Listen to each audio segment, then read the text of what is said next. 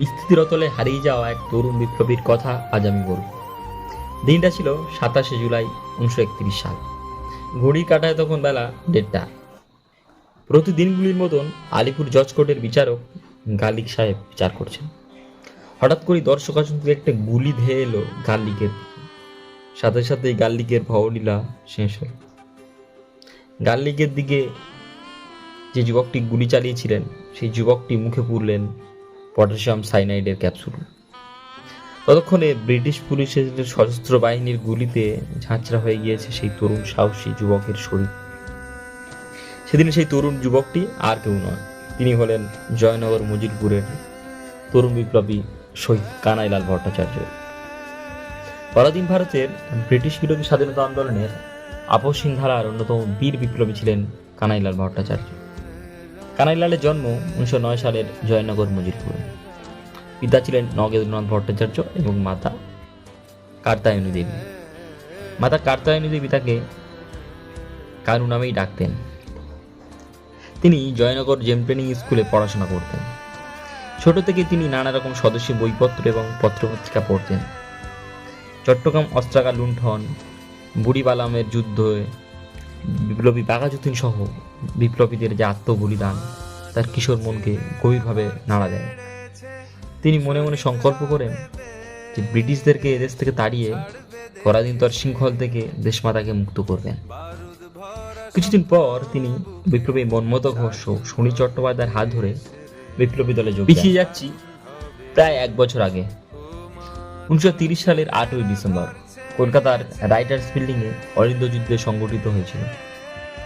অবিভক্ত বাংলার 3 তরুণ বিপ্লবী বিনয় বসু, বাদল গুপ্ত এবং দীনেশ গুপ্ত অত্যাচারী ব্রিটিশ পুলিশ সিম্পসনকে নিজ কক্ষে হত্যা করেন। সিম্পসনকে হত্যা করে বেরোনোর সময় ব্রিটিশ পুলিশের সাথে 3 বিপ্লবীর যুদ্ধ বাঁধে, যা ইতিহাসে অলিন্দ যুদ্ধ নামে পরিচিত। শেষ মুহূর্তে বাদল গুপ্ত পটাশিয়াম সাইনাইড বিষ পান করে শহীদের মৃত্যুবরণ করেন। ঢাকা মেডিকেল কলেজের ডাক্তারি ছাত্র বিনয় বসু এবং দীনেশ গুপ্তকে আহত অবস্থায় হাসপাতালে ভর্তি করা হয়। হাসপাতালে বিনয় বসুর মৃত্যু হয়। কিছুদিন পর বিপ্লবী দীনেশ গুপ্ত সুস্থ হয়ে উঠলে গাল্লিকের এজলাসে তার বিচার শুরু হয় বিচারের নামে প্রহসন। এই বিচারে বেঙ্গল ভলান্টিয়ার্সের নেতা বিপ্লবী দীনেশ গুপ্তের ফাঁসি দেওয়া হয় 1931 সালের 7 জুলাই। বিপ্লবী দীনেশ গুপ্তের ফাঁসির দণ্ডাদেশ বাংলার বিপ্লবীরা কখনোই মেনে নিতে পারেন। তারা মনে মনে ঠিক করেন যে বিচারক গাল্লিককে তার উপযুক্ত শাস্তি দিতেই হবে।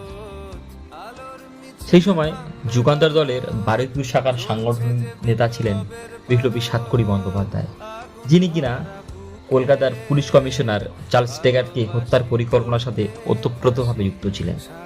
তিনি পেশায় হোমিওপ্যাথিক ডাক্তার ছিলেন। বারুইপুরে তার চেম্বারে ডাক্তারের সাথে চলত বিপ্লবী কর্মকাণ্ড।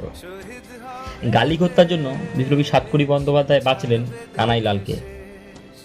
বিপ্লবী সুনীল চট্টোপাধ্যায়ের অধীনে চলল কানাইলালের গাল্লিক হত্যার প্রশিক্ষণ।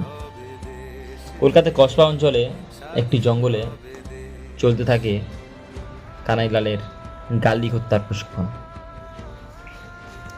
অবশেষে এলো সেই দিন, 1931 সালের 31শে জুলাই দুপুর 1:30।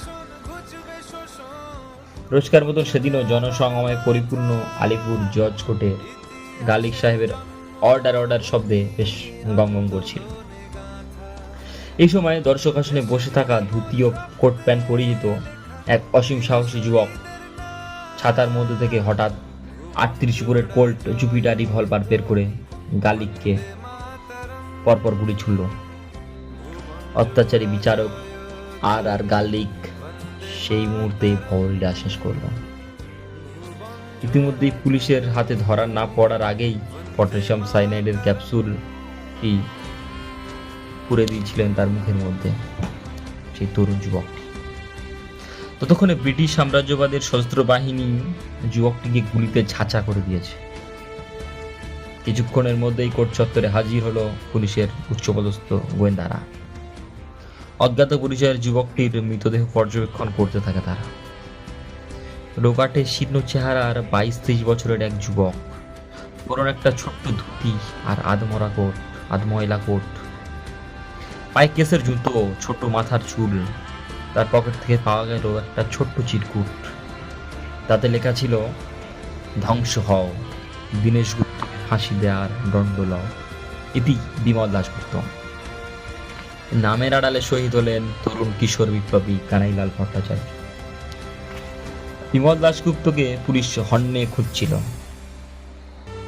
পুলিশ দীর্ঘদিন ধরে তার কোনো প্রকৃত পরিচয় বের করতে পারেনি।